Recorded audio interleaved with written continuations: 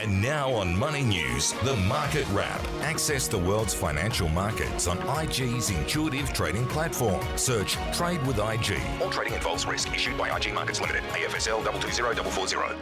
And really, weren't we just treading water on the ASX today, dropping 0.1% to 7,272. We've got a lot coming out of the United States tonight, inflation numbers, big earnings numbers from JP Morgan, some commentary from the central bank around, well, whether it, I don't know if it'll offer us a steer on whether we're headed for tighter monetary policy. We're never kind of quite sure how to read the tea leaves on things like minutes from the US central bank. We'll see how that plays out. Iron ore futures slid sharply today. So Fortescue down 5%, Mineral Resources the same, Rio Tinto down 3%. We'll go through Bank of Queensland's results, but the shares sunk more than 4% today. You know, if you looked at the numbers, the bank's got pretty good momentum, particularly with the housing market I was just talking about. The loan book is bulging when it comes to home loans, but that full year profit result saw the shares sink a little bit today. Let's bring in Elio D'Amato. He's with us from Spotty, MD of Spotty, founder. Check it out via spotty.com.au. That's SPOTTE.com.au. Elio D'Amato, welcome to the show. Oh, Brooke, absolute pleasure to be here on what was an auspicious day whereby reality is cut off from what our corporate leaders say, which is an absolutely fascinating exercise. It'll be interesting to see who comes out correct. Yes, AGM season will be upon us and we'll get all sorts of commentary, but you give us the real story. That's why we get you on the show, Elio D'Amato. So, yeah, we had the Bank of Queensland with those half-year numbers today. When it came to cash earnings, they were up 83%, $412 million, underlying profit of $574 million. So all numbers which can be interesting in themselves. But the point is, this is all leading towards Westpac, ANZ and NAB reporting in the next few weeks. I get the sense that people are getting a bit nervous about what's ahead. Oh, look, obviously the talk is a little dovish in regards to the increased lending requirements or the testing that's required to justify earnings, although no one ever tells the truth on those application forms anyway. So to be quite frank and honest, I don't think it'll have all that much of an impact on it at all. In fact, if nothing else, it legitimizes the practice of lending money to people who will never pay off a debt prior to them dying, unfortunately. Oh, well, at least it's a gift for the next generation. Look, from our perspective, when you're looking at banks, notwithstanding that, they're highly leveraged to the property market, they're a lever on the broader economy. And at the moment, there is so much free money splashing around our economy. It's like being in an overfilled bath. You just can't help but spill water everywhere. So from that perspective, the banks are going to do well. Why? Because our economy is doing well and it will likely improve. And that's why the commentary you heard today about, yes, house prices will go up, but they also said business expenditure will go up. They said incomes will go up, prices will go up. All those things as a collective are net positive outcomes for banks. The problem with Bank of Queensland, though, was though the 83% growth in cash earnings looked impressive, it just reinforced the point of why you want a good accountant, because at the end of the day, they can make any number look good.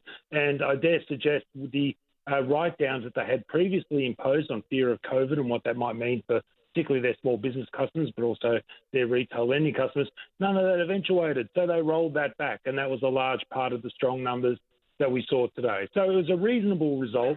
People are worried about slight increase in cost as well as they spend a little bit more on IT to make it easier for us to give them money. But that aside, it was a pretty ho-hum result and unfortunately got hit a little bit today as a result. Yeah, it certainly did. In terms of the stock of the day, hard to go past the infant formula maker Bubs. So they make baby formula from goat's milk. I mean, nothing can excite us more than goat's milk, maybe. So shares up 39% today, which, I mean, it's really remarkable. But not only that, it drags A2 milk higher as well, which, I mean, that's been one of the biggest losers through the pandemic. That is correct. Look, whilst you might not be a fan necessarily of infant goat milk, I can tell you the Chinese definitely are. And really, it was the devil in the detail here was in regards to Bub, whereby we knew that they were going about restructuring their business, getting it aligned to a new post-COVID normal, et cetera, et cetera.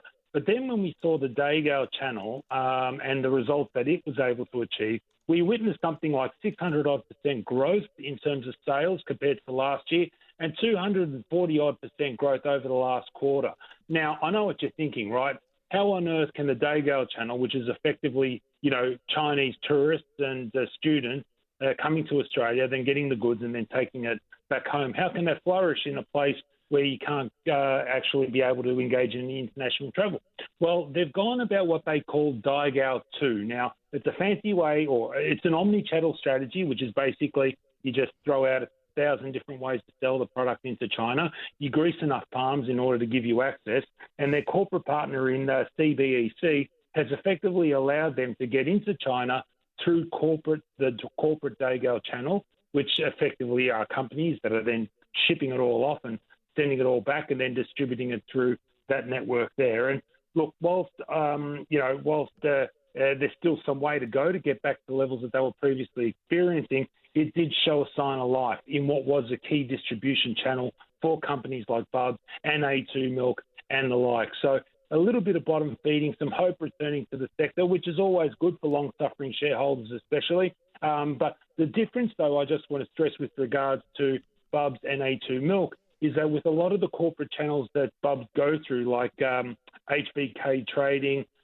who actually is run by pharmacists out at Hurstville in Sydney there, by the way. You've also got Pandudu. A2 Milk don't want to play in that space because they're seen as bottom feeders or, cheaper distribution networks.